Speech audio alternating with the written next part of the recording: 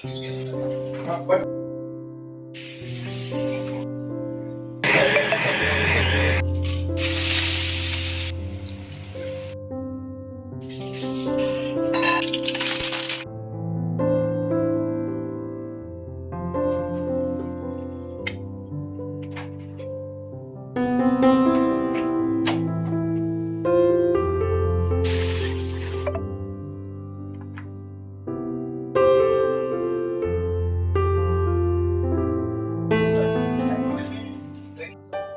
Hello everyone, welcome back to my channel. ಹೇಗಿದ್ದೀರಾ ಎಲ್ಲರೂ? I hope all are doing really well.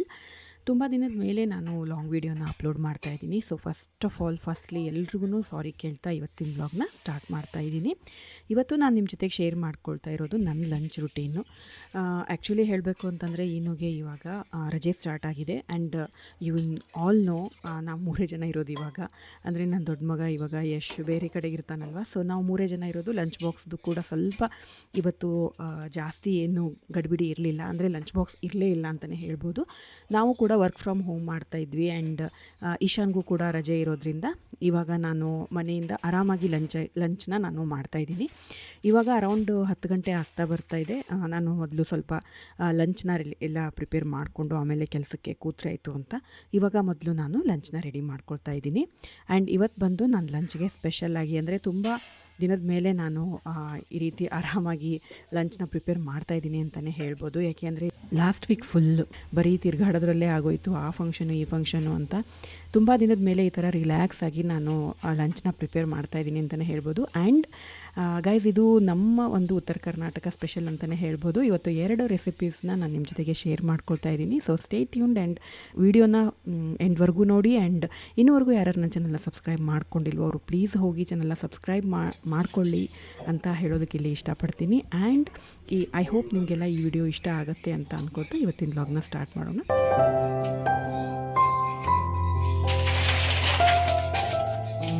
ಎರಡು ರೆಸಿಪೀಸಲ್ಲಿ ಒಂದು recipe ಬಂದು ನಾನು ಇವತ್ತು ಸೊಪ್ಪಿನ ಪಲ್ಯ ಮಾಡ್ತಾಯಿದ್ದೀನಿ, ಮೆಂತ್ಯ ಸೊಪ್ಪಿನ ಪಲ್ಯ.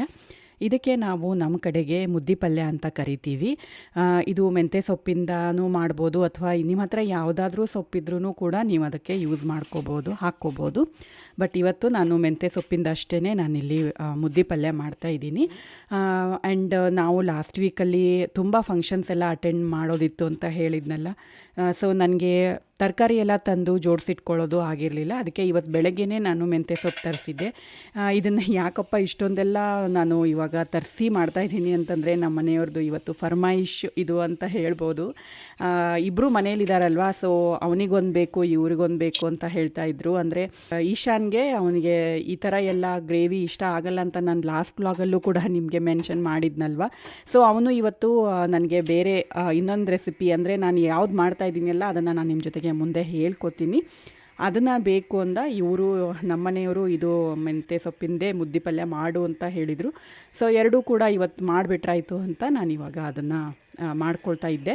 ಆ್ಯಂಡ್ ಇವಾಗ ಬೆಳಗ್ಗೆನೇ ನಾನು ಮೆಂತ್ಯ ಸೊಪ್ಪು ತರಿಸಿ ಎಲ್ಲನೂ ಕ್ಲೀನಾಗಿ ತೊಳ್ಕೊಂಡು ಕಟ್ ಮಾಡ್ಕೊಂಡು ಇಟ್ಕೊಂಡೆ. ಅದಾದಮೇಲೆ ನಾನಿವಾಗ ಇಲ್ಲಿ ಚಪಾತಿಗೆ ಅಂತ ಹಿಟ್ಟು ರೆಡಿ ಮಾಡ್ಕೊಳ್ತಾ ಇದ್ದೀನಿ.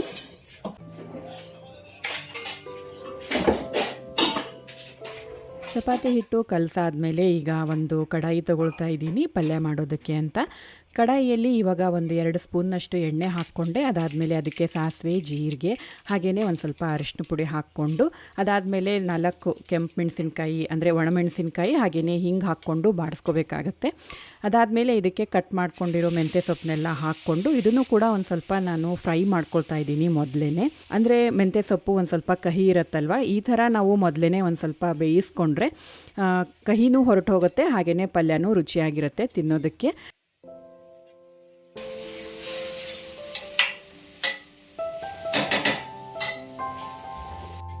ಹಾಗೆಯೇ ಇದಕ್ಕೆ ಒಂದು ಸ್ವಲ್ಪ ನೀರು ಹಾಕ್ಕೊಂಡು ಇದನ್ನು ಲಿಡ್ ಮುಚ್ಚಿಬಿಟ್ಟು ಒಂದು 2 ನಿಮಿಷ ನಾನು ಇದನ್ನು ಇವಾಗ ಬೇಯೋದಕ್ಕೆ ಇಡ್ತಾ ಇದ್ದೀನಿ ಮೆಂತ್ಯ ಸೊಪ್ಪನ್ನ. ಸೊ ಮೆಂತ್ಯ ಸೊಪ್ಪು ಒಂದು ಕಡೆಗೆ ಬೇಯ್ತಾ ಇದೆ. ಅದು ಬೇಯೋಷ್ಟರಲ್ಲೇ ನಾನಿಲ್ಲಿ ಇನ್ನೊಂದು ರೆಸಿಪಿದ್ದು ನಾನು ಪ್ರಿಪ್ರೇಷನ್ ಮಾಡ್ಕೊಳ್ತಾ ಇದ್ದೀನಿ. ಇನ್ನೊಂದು ರೆಸಿಪಿ ಬಂದು ನಾನಿವತ್ತು ಜುಣುಕದ ವಡೆ ಮಾಡ್ತಾಯಿದ್ದೀನಿ. ಅಂದರೆ ಇದನ್ನು ವಡೆ ಜುಣುಕ ಅಂತಲೂ ಕರಿಬೋದು, ಜುಣುಕದ ವಡೆ ಎರಡೂ ಒಂದೇ.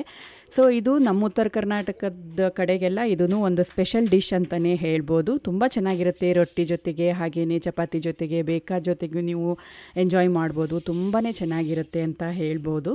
ಆ್ಯಂಡ್ ಅದಕ್ಕೆ ನನಗೆ ಈರುಳ್ಳಿ ಮತ್ತು ಹಸಿಮೆಣಸಿನ್ಕಾಯಿ ಬೇಕಿತ್ತು. ಅದನ್ನು ಚಿಕ್ಕ ಚಿಕ್ಕದಾಗಿ ನಾನಿಲ್ಲಿ ಕಟ್ ಮಾಡಿಕೊಂಡೆ. ಅದಾದಮೇಲೆ ಇವಾಗ ಮೆಂತ್ಯ ಸೊಪ್ಪು ಬೆಂದಿದೆಯೋ ಇಲ್ವೋ ಚೆಕ್ ಮಾಡಿಕೊಂಡೆ. ನೀರೆಲ್ಲ ಹೋಗಿ ಮೆಂತ್ಯ ಸೊಪ್ಪು ಚೆನ್ನಾಗಿ ಬೆಂದಿತ್ತು. ಇವಾಗ ಇದಕ್ಕೆ ನಾನು ಮೊದಲೇ ಬೇಯಿಸಿಟ್ಕೊಂಡಿದ್ದೆ 1 ಕಪ್ ಆಗೋಷ್ಟು ತೊಗರಿಬೇಳೆನ, ಅದನ್ನು ಇದಕ್ಕೆ ಹಾಕ್ಕೊಳ್ತಾ ಇದ್ದೀನಿ. ಈಗ ಎರಡೂ ಮಿಕ್ಸ್ ಮಾಡಿ ಸ್ವಲ್ಪ ನೀರನ್ನ ಇದಕ್ಕೆ ಆ್ಯಡ್ ಮಾಡಿಕೊಂಡೆ. ಅದಾದಮೇಲೆ ಇದಕ್ಕೆ ನಾವು ಮಸಾಲೆ ಅಂದರೆ ಉಪ್ಪು, ಖಾರದ ಪುಡಿ, ಸಾಂಬಾರು ಪುಡಿ, ಹಾಗೆಯೇ 1 ಇಂಚ್ ಆಗೋಷ್ಟು ಬೆಲ್ಲ ಎಲ್ಲನೂ ಹಾಕ್ಕೊಂಡು ಚೆನ್ನಾಗಿ ಮಿಕ್ಸ್ ಮಾಡ್ಕೊಳ್ತಾ ಇದ್ದೀನಿ. ಆಮೇಲೆ 2 ಟೀ ಸ್ಪೂನ್ ಆಗೋಷ್ಟು ಹಸಿ ಕಡಲೆ ಹಿಟ್ಟನ್ನ ತೊಗೊಂಡಿದ್ದೀನಿ. ಅದಕ್ಕೆ ಒಂದು ಸ್ವಲ್ಪ ನೀರು ಹಾಕಿಬಿಟ್ಟು ಇವಾಗ ಲಮ್ಸ್ ಹೋಗೋ ಥರ ಅಂದರೆ ಗಂಟು ಆಗಬಾರ್ದು ಆ ಥರ ಅದನ್ನೆಲ್ಲ ಚೆನ್ನಾಗಿ ಮಿಕ್ಸ್ ಮಾಡಿಕೊಂಡು ಇವಾಗ ಅದನ್ನು ಸೈಡಲ್ಲಿ ಎತ್ತಿಟ್ಕೊಳ್ಳೋಣ. ಈಗ ಇದಕ್ಕೆ ಒಂದು ಸ್ವಲ್ಪ ಹುಣಸೆಹಣ್ಣಿನ ರಸನ ನಾನು ಮೊದಲು ಆ್ಯಡ್ ಮಾಡ್ಕೊಳ್ತಾ ಇದ್ದೀನಿ. ಅದಾದಮೇಲೆ ನಾವು ಇವಾಗ ಕಡೆಯದಾಗಿ ನಾವೇನು ಕಲಸಿಟ್ಕೊಂಡು ಹಸಿ ಕಡಲೆ ಹಿಟ್ಟಿದೆಯಲ್ವ ಅದನ್ನು ಮಿಕ್ಸ್ ಮಾಡಿ ಈಗ ಇದನ್ನು ಚೆನ್ನಾಗಿ ಕಲಸಿ ಇವಾಗ ಒಂದು 5ರಿಂದ 6 ನಿಮಿಷ ನಾವು ಇದನ್ನು ಕುದಿಯೋಕ್ಕೆ ಬಿಡಬೇಕು ಪಲ್ಯನ. ಕುದೀತಾ ಇದು ಗಟ್ಟಿ ಆಗ್ತಾ ಹೋಗುತ್ತೆ. ಆದರೆ ನಾನಿಲ್ಲಿ ಮೀಡಿಯಮ್ ಕನ್ಸಿಸ್ಟೆನ್ಸಿ ಇಟ್ಕೊಂಡಿದ್ದೀನಿ. ನಾನು ರೈಸ್ ಜೊತೆಗೂ ಕೂಡ ಇವತ್ತು ಇದನ್ನು ತಗೊಳ್ತಾ ಇರೋದ್ರಿಂದ ಇದು ಮೀಡಿಯಮ್ ಚೆನ್ನಾಗಿರುತ್ತೆ ಅಂತ. ನಿಮಗೆ ಬೇಕು ಅಂತಂದರೆ ನೀವು ಗಟ್ಟಿ ಕೂಡ ಮಾಡ್ಕೋಬೋದು. ಇವಾಗ ಮುದ್ದೆ ಪಲ್ಯ ಒಂದು ಕಡೆ ರೆಡಿ ಆಗೋದಕ್ಕಿಟ್ಟು ಈಗ ಫ್ರೈ ಪ್ಯಾನ್ ತೊಗೊಂಡಿದ್ದೀನಿ ವಡೆ ಜುಣಕ ಮಾಡೋದಕ್ಕೆ. ಅದಕ್ಕೆ 2 ಸ್ಪೂನ್ ಆಗೋಷ್ಟು ಎಣ್ಣೆ ಹಾಕ್ಕೊಂಡು ಅದಾದಮೇಲೆ ಸಾಸಿವೆ, ಜೀರಿಗೆ, ಕರಿಬೇವು ಸೊಪ್ಪು, ಹಾಗೆಯೇ 4 ಹಸಿಮೆಣ್ಸಿನ್ಕಾಯಿ ಕಟ್ ಮಾಡ್ಕೊಂಡಿರೋದು ಅದನ್ನೆಲ್ಲ ಹಾಕ್ಕೊಂಡು ಇವಾಗ ಅದನ್ನು ಚೆನ್ನಾಗಿ ಫ್ರೈ ಮಾಡ್ಕೊಳ್ತಾ ಇದ್ದೀನಿ. ಹಾಗೆಯೇ ಈಗ ಮಧ್ಯೆ ಒಂದು ಸ್ವಲ್ಪ ನಾವು ಚೆಕ್ ಮಾಡ್ಕೊಳ್ತಾ ಇರಬೇಕು ಸೊಪ್ಪಿನ ಪಲ್ಯನ, ಯಾಕೆ ಅಂತಂದರೆ ತಳ ಹಿಡಿಯೋ ಚಾನ್ಸಸ್ ಇರುತ್ತೆ. ಅದಕ್ಕೆ ಒಂದು ಸ್ವಲ್ಪ ಚೆಕ್ ಮಾಡ್ಕೊಳ್ತಾ ಇದ್ದೀನಿ ಚೆನ್ನಾಗಿ ಬೇಯ್ತಾ ಇದೆಯೋ ಇಲ್ವೋ ಅಂತ. ಇನ್ನೊಂದು 2 ನಿಮಿಷ ಬೇಯಬೇಕಿತ್ತು. ಒಂದು ಸ್ವಲ್ಪ ಕನ್ಸಿಸ್ಟೆನ್ಸಿ ಇನ್ನೊಂಚೂರು ಥಿಕ್ಕಾಗಲಿ ಅಂತ ಇವಾಗ ಅದನ್ನು ಹಾಗೇ ಲಿಡ್ ಮುಚ್ಚಿಟ್ಬಿಟ್ಟು ಸ್ಲೋ ಫ್ಲೇಮಲ್ಲಿ ಬೇಯೋಕ್ಕೆ ಬಿಡ್ತಾ ಇದ್ದೀನಿ. ಈಗ ವಡೆ ಜುಣಕಕ್ಕೆ ನಾನಿಲ್ಲಿ 2 ಈರುಳ್ಳಿನ ಕಟ್ ಮಾಡ್ಕೊಂಡಿದ್ದೆ ಚಿಕ್ಕದಾಗಿ, ಅದನ್ನು ಇವಾಗ ಆ್ಯಡ್ ಮಾಡಿಕೊಂಡೆ. ಇವಾಗ ಎಲ್ಲನೂ ಚೆನ್ನಾಗಿ ನಾವು ಬಾಡಿಸ್ಕೋಬೇಕಾಗತ್ತೆ. ಈರುಳ್ಳಿ ಸರಿಯಾಗಿ ಮೆತ್ತಗಾದ್ಮೇಲೆ ಇದಕ್ಕೆ ನಾನು ಅರಿಶಿನ ಪುಡಿನ ಆ್ಯಡ್ ಮಾಡ್ಕೊಳ್ತಾ ಇದ್ದೀನಿ.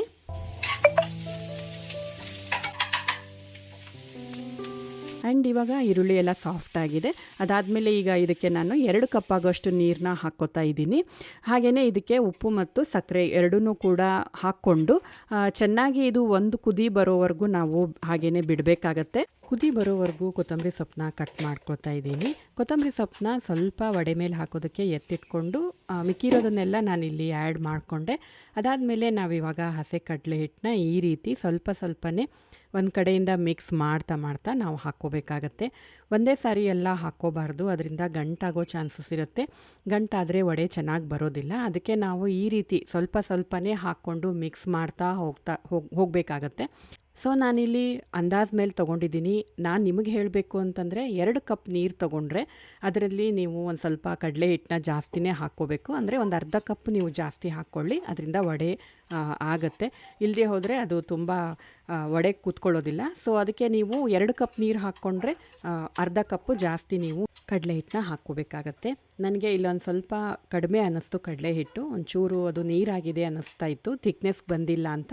ಸೊ ಅದಕ್ಕೆ ನಾನಿಲ್ಲಿ ಒಂದು ಸ್ವಲ್ಪ ಇನ್ನೊಂಚೂರು ನಾನು ಅದನ್ನು ಕಡಲೆ ಹಿಟ್ಟನ್ನ ಹಾಕ್ಕೊಂಡು ಇವಾಗ ಚೆನ್ನಾಗಿ ಅದನ್ನು ಬೇಯಿಸ್ಕೋತಾ ಇದ್ದೀನಿ. ಕಡಲೆ ಹಿಟ್ಟು ಹಸಿ ಉಳಿಬಾರ್ದು, ಚೆನ್ನಾಗಿ ನಾವು ಬೇಯಿಸ್ಕೋಬೇಕಾಗತ್ತೆ. ಇದನ್ನು ನಾನಿವಾಗ ಲಿಡ್ ಮುಚ್ಚಿಟ್ಬಿಟ್ಟು ಚೆನ್ನಾಗಿ ಬೇಯಿಸ್ಕೋತಾ ಇದ್ದೀನಿ. ಇವಾಗ ಚೆನ್ನಾಗಿ ಪಾತ್ರೆ ಬಿಡ್ತಾ ಇದೆ ಮಿಕ್ಸ್ಚರು. ಸೊ ಇವಾಗ ಮಿಕ್ಸ್ಚರ್ ರೆಡಿ ಆಗಿದೆ. ಸೊ ಇವಾಗ ಇದನ್ನು ಸ್ಪ್ರೆಡ್ ಮಾಡೋದಕ್ಕೆ ಅಂತ ಒಂದು ಪ್ಲೇಟ್ ತೊಗೊಂಡು ಅದಕ್ಕೆ 1 ಸ್ಪೂನ್ ಹಾಕ್ಕೊಂಡೆ ಎಣ್ಣೆನ. ಈಗ ಈ ಮಿಕ್ಸ್ಚರ್ನ ನಾನು ಇದರಲ್ಲಿ ಹಾಕೋತಾ ಇದ್ದೀನಿ. ಈಗ ಇದನ್ನು ನಾವು ಸೆಟ್ ಮಾಡ್ಕೋಬೇಕಾಗತ್ತೆ. ಒಂದು ಸ್ವಲ್ಪ ಕೈಗೆ ಎಣ್ಣೆ ಹಚ್ಕೊಂಡು ಇವಾಗ ನಾನು ಇದನ್ನು ಚೆನ್ನಾಗಿ ಸ್ಪ್ರೆಡ್ ಮಾಡ್ಕೊಂಡ್ಬಿಡ್ತೀನಿ. ತುಂಬಾ ಫ್ಲ್ಯಾಟು ಅಲ್ಲ, ತುಂಬ ದಪ್ಪನೂ ಅಲ್ಲ, ಆ ರೀತಿ ನಾವು ಮೀಡಿಯಮ್ ಆಗಿ ಇಲ್ಲಿ ಸ್ಪ್ರೆಡ್ ಮಾಡ್ಕೋಬೇಕಾಗತ್ತೆ. ಸ್ವಲ್ಪ ಎಣ್ಣೆ ಹಚ್ಕೊಂಡ್ರೆ ಕೈ ಬಿಸಿ ಇದ್ದಾಗಲೇ ನಾವು ಇದನ್ನು ಸ್ಪ್ರೆಡ್ ಮಾಡ್ಕೋಬೇಕು. ಸೊ ಇದನ್ನು ಒಂದು ಸ್ವಲ್ಪ ಕೈಗೆ ಒಂಚೂರು ಎಣ್ಣೆ ಹಚ್ಕೊಂಡ್ರೆ ಇದು ಚೆನ್ನಾಗಿ ನಾವು ಸ್ಪ್ರೆಡ್ ಮಾಡ್ಕೋಬಹುದು. ಸೊ ಇವಾಗ ನಾನು ಇದನ್ನು ನನಗೆ ಯಾವ ರೀತಿ ಬೇಕೋ ನಾನು ಇದನ್ನು ಕಟ್ ಮಾಡ್ಕೊಳ್ತಾ ಇದ್ದೀನಿ. ನೀವು ಬೇಕು ಅಂದರೆ ಸ್ಕ್ವೇರ್ ಶೇಪಲ್ಲೂ ಕಟ್ ಮಾಡ್ಕೋಬೋದು, ಇಲ್ಲಾಂದರೆ ಡೈಮಂಡ್ ಶೇಪಲ್ಲಿ ನಿಮ್ಗೆ ಯಾವ ರೀತಿ ಬೇಕು ಆ ರೀತಿ ಬಿಸಿ ಇದ್ದಾಗಲೇ ನಾವು ಈ ರೀತಿ ಅದನ್ನು ಕಟ್ ಮಾಡ್ಕೋಬೇಕಾಗತ್ತೆ.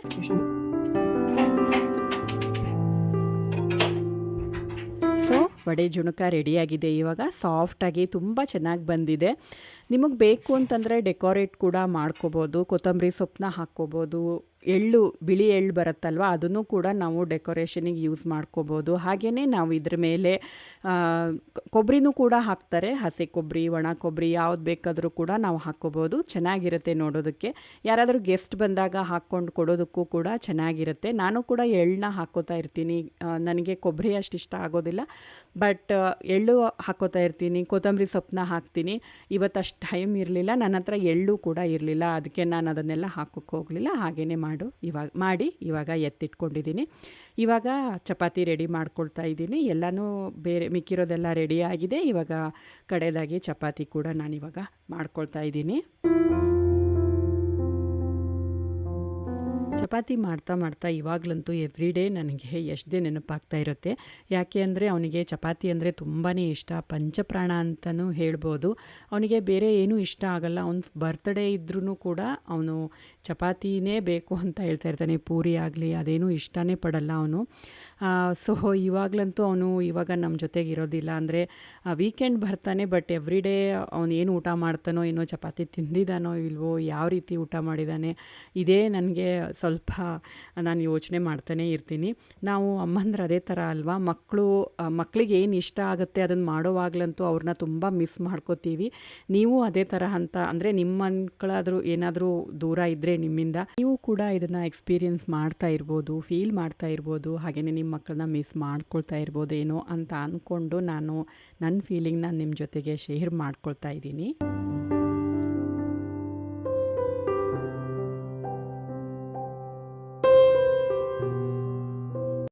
ಚಪಾತಿ ಮಾಡೋದೆಲ್ಲ ಆಯಿತು. ಇವಾಗ ಎಲ್ಲ ಲಂಚೆಲ್ಲ ರೆಡಿಯಾಗಿದೆ. ಸ್ವಲ್ಪ ಹಿಟ್ಟು ಮಿಕ್ಕಿತ್ತು, ಅದನ್ನು ನಾನು ಸಂಜೆಗೆ ಎತ್ತಿಟ್ಕೊಳ್ತಾ ಇದ್ದೀನಿ. ಸಂಜೆ ಬಿಸಿ ಬಿಸಿ ಚಪಾತಿ ಮಾಡಿದ್ರಾಯ್ತು ಅಂತ.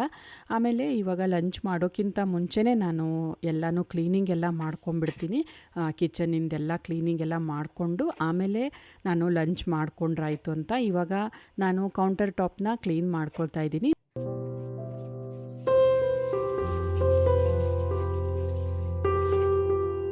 ಫುಲ್ ಕ್ಲೀನ್ ಏನು ಮಾಡ್ತಾಯಿಲ್ಲ, ಸ್ವಲ್ಪನೇ ಒರೆಸ್ಕೊಳ್ತಾ ಇದ್ದೀನಿ. ಅಂದರೆ ಕಂಪ್ಲೀಟಾಗಿ ನಾನು ಈವ್ನಿಂಗೇ ಮಾಡಿದ್ರಾಯ್ತು, ರಾತ್ರಿನೇ ಕ್ಲೀನ್ ಮಾಡ್ಕೊಂಡ್ರಾಯ್ತು ಕೌಂಟರ್ ಟಾಪ್ನ ಅಂತ. ಯಾಕೆಂದರೆ ಚಪಾತಿಯೂ ಕೂಡ ಸಂಜೆ ಮಾಡೋದಿತ್ತು ನನಗೆ. ಸೊ ಅದಕ್ಕೆ ಇವಾಗ ಮೇಲ್ಮೇಲೆ ಸ್ವಲ್ಪ ಕ್ಲೀನ್ ಮಾಡಿಕೊಂಡೆ. ಅಂದರೆ ಟೀ ಮಾಡೋವಾಗ ನನಗೆ ಸ್ವಲ್ಪ ಕ್ಲೀನಾಗಿರಲಿ ಅಂತ ನಾನು ಅದನ್ನಷ್ಟೇ ಮಾಡ್ಕೊಳ್ತಾ ಇದ್ದೀನಿ. ಆ್ಯಂಡ್ ಇವತ್ತಿನ ರೆಸಿಪೀಸ್ ಬಂದು ಮುದ್ದೆ ಪಲ್ಯ, ಜುಣ್ಕದ ವಡೆ, ಹಾಗೆಯೇ ಚಪಾತಿ. ಈ ರೆಸಿಪೀಸು ನಿಮ್ಗೆ ಇಷ್ಟ ಆಯಿತು ಅಂತ ಅಂದ್ಕೊಳ್ತೀನಿ. ನೀವು ಕೂಡ ಇದನ್ನು ಮಾಡ್ತಾ ಇರ್ಬೋದು. ನೀವು ಯಾವ ರೀತಿ ಈ ರೆಸಿಪೀಸ್ನ ಮಾಡ್ತೀರಾ ಅನ್ನೋದನ್ನು ನನ್ನ ಜೊತೆಗೆ ಕಮೆಂಟ್ ಸೆಕ್ಷನಲ್ಲಿ ಶೇರ್ ಮಾಡೋದನ್ನು ಮರಿಬೇಡಿ.